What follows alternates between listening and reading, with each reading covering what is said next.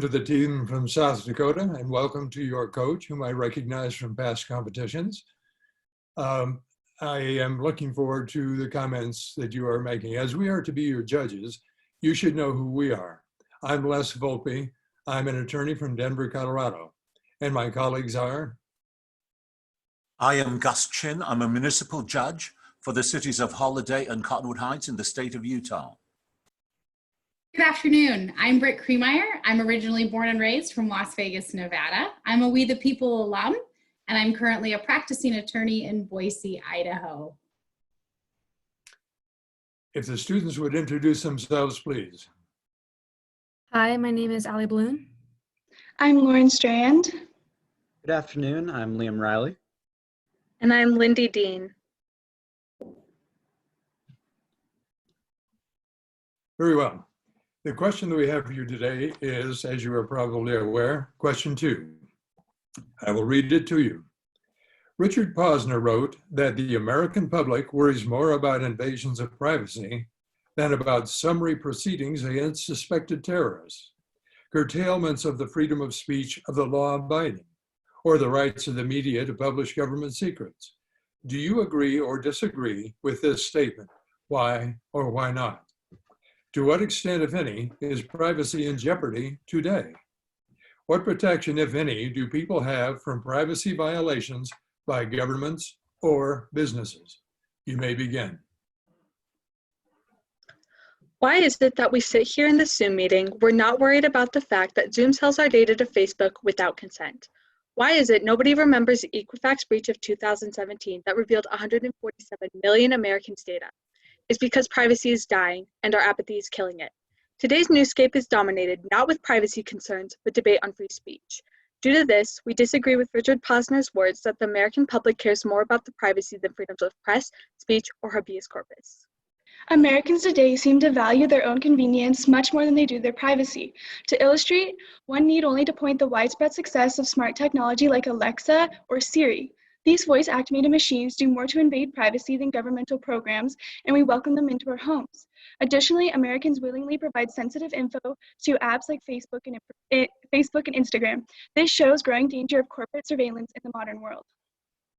In our modern society, it is rapidly becoming clear that the forefront danger is corporate invasions of our privacy. Companies like Cambridge Analytica regularly engage in political meddling by harvesting personal information, also known as PII, in order to display targeted political ads. Online companies also serve on behalf of hostile governments like Russia or China, such as the Chinese company Tencent that owns commanding stakes in the popular website Reddit. As we take our first harrowing steps into this new decade, it is strange to look at how much the debate on privacy has changed. No one worries about the terrifying view screens of Orwell's 1984, and we do not seem to fear the prying eyes that Edward Snowden revealed to us in 2013. It is our opinion that this is because the public has realized national surveillance is largely benign. Government organizations collect colossal amounts of data, but rarely use it. This is opposite to companies which constantly use personal data for objectively malicious purposes. This is not to say that national surveillance states are without problems, which we will discuss momentarily, but the larger threat to Americans today is corporate data collection, and it would mean a brighter future for Americans if they cared about it as much as Richard Posner says they do. Before analyzing the American surveillance state, I'd like to momentarily remark that Richard Posner mentions that Americans care about privacy, but not about freedoms of speech or violations of habeas corpus. However, in the specific example he gives of detained Iraqi prisoners, privacy may go hand in hand with this issue.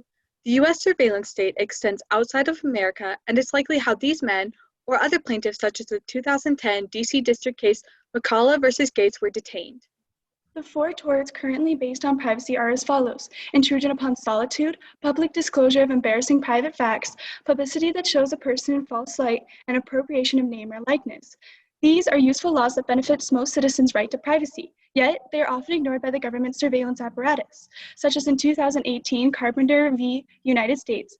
Broadly, since the rise of surveillance states associated with the Patriot Act, the United States has lagged behind other Western countries' privacy laws, such as the EU's right to be forgotten.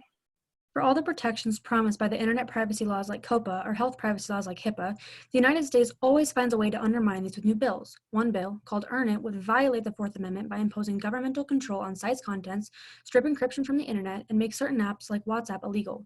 Additionally, the only appreciable reform for privacy within the last 40 years was the Freedom Act of 2015, and even then, it made a large number of concessions to the Patriot Act. During the rise of yellow journalism, future Supreme Court Justice Louis Brandeis wrote the article, The Right to Privacy. It established the four basic torts previously mentioned. However, it seems Americans never quite took this landmark warning to heart.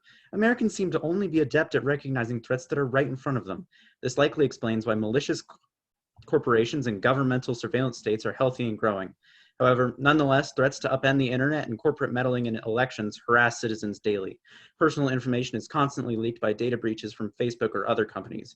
If America is to progress into the future, Americans need to look past the conveniences of their Alexas and their Zoom meetings and resurrect the privacy they've let be destroyed through their own inaction. Very good. Thank you for your presentation. When we talk about the Fourth Amendment and the protection that has historically been granted by the Fourth Amendment, requiring warrants to invade privacy, we have to recognize that one of the long established exceptions is something called exigent circumstances, meaning if the police or the prosecution must act, then they are allowed to act. If the government argues we are forced to act because of terrorist threats, do they qualify for an exemption from Fourth Amendment requirements of judicial proceedings and the issuance of warrants?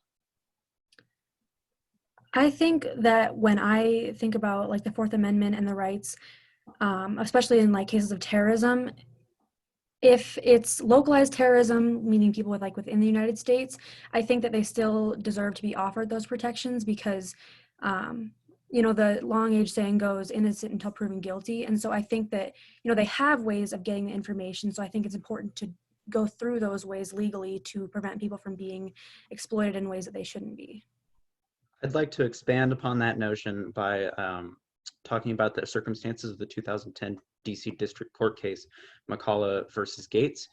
In this case, a couple of men that were being detained in the Bagram military base were denied the writ of habeas corpus because it was said that they did not, as they were outside of the United States, they didn't exactly have the right to habeas corpus. So it seems that outside of the United States, these traditional rights don't necessarily apply, especially when it comes to an active war zone. But if there are exigent circumstances and it's deemed necessary, then yes, I believe that the Fourth Amendment rights should be dismissed if the circumstance is calls for it and needs immediate action. You have identified that somehow Americans have sort of fallen asleep at the driver's wheel because of inaction. What can be done to get Americans more engaged in safeguarding those privacy rights? I think first and foremost, we need more education. And this program, Constitutional Government, it is so great because high school students, we get out there and we get to learn the Constitution and learn how the government runs. And not many high school students actually get to learn that.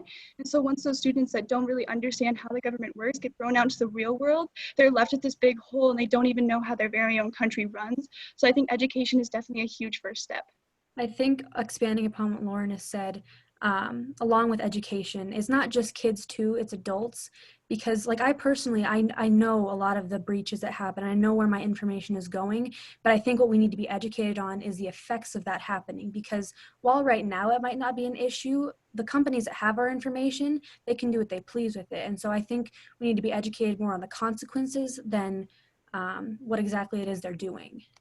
To piggyback what on you're kind of going down this path, what should we do as a country to limit these governments? Because you said the government collects our data and rarely uses it, unlike businesses. So how do we put these businesses back in check for all this data that they're collecting and selling and using? My opinion is that corporations have been for a long time given almost a free pass with data collection, especially. They're given a really wide range in front of the law in terms of what they're allowed to collect. And of course, there are some that run afoul of the law, like Cambridge Analytica, which ran afoul of US election law. But at the same time, Equifax did not receive any like large undue punishments for leaking 147 million Americans' data. I think that laws need to either be more stringent or more strictly enforced for those that are currently existent in order to create some sort of incentive not to traffic in this information. And And go ahead, Lindy. okay, the government has to use subpoenas from the Electronic Communications Privacy Act if they would like to get information from companies. So I believe that companies should have some kind of law in order for them to use information that we have provided them through our internet use, they need to have some kind of subpoena, or we need to have like an agreement with the company that we're accessing if they want to use our information. What can we do as citizens to force our government to respond to these threats? What can we do? I mean, a lot of people think that they're just one voice and they can't make a difference. But especially what we've learned through this class is that one voice can make a huge difference. You know, reach out to your local government, to even just, you know, the mayor's office, start a petition, talk to people, talk to your friends, your family, and make your widespread voice. And eventually through the chain of events and the building of people, I think that, you know, if people really put their mind to it, the government will listen. I'd like to add on that I think it's great that everybody can have a voice, and I love this program for educating people on that topic. But I think one of the biggest things that can help in a democracy like ours in order to get the government to change things is participation. And I think that's broadly lacking in our society today. For instance, in the 2016 election, around, I think, 105 million Americans didn't vote. And the fact that civil participation is so low in today's society is probably what is responsible for our current situation with privacy, not to mention other issues. I'm going to have to stop you there. We've gone a little beyond our 10-minute limit, but let me start by giving you a round of applause for what you obviously have done. I am very impressed by your thinking and by your analysis of the current problem. The thing that I have told prior teams, and I will tell you, is this is an issue that your generation must address and resolve. I am proud of you for referencing the importance of programs such as We the People in terms of educating our young people as to what they can do, what they should do. Take this knowledge, educate your fellow citizens, and as one of your final comments was, citizens must gather together to express our concern about the invasion of our privacy. We must do what we can to pressure our government to take steps on our behalf. We must also be aware that it isn't just our government or our businesses that are spying on us. As you pointed out, we've got Chinese companies doing much the same thing. This will be a transnational problem. We must solve it here at home first, and then we'll address the transnational implications down the road. But whatever we do, you know, we've got to pay attention to what we can do to protect ourselves, and using Alexa and Siri and you know, home security cameras certainly is not an answer to our problems with the invasion of our privacy.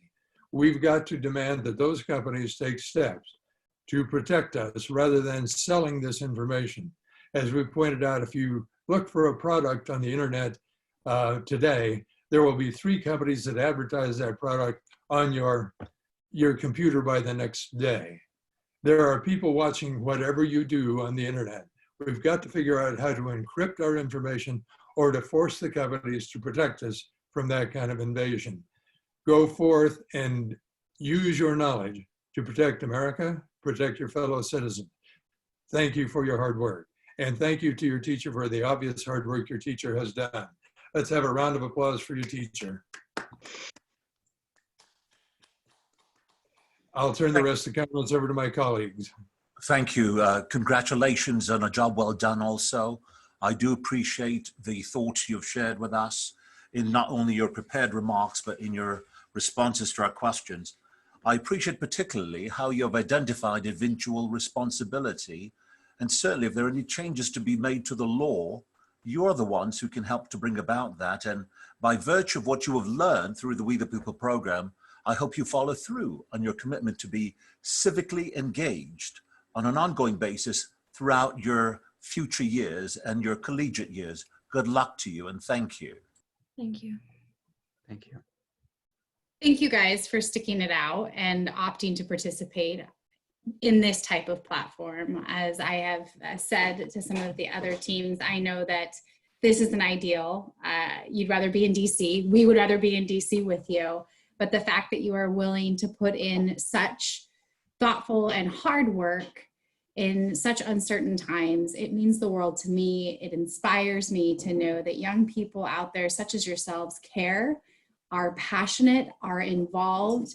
I do not worry about what is to come because I'll get to be in the workforce with all of you very soon. So please keep up your passion for learning. I can't wait to see what you guys accomplish. And it's been such a pleasure seeing you. So take care. Thank you. Thank you. Thank you.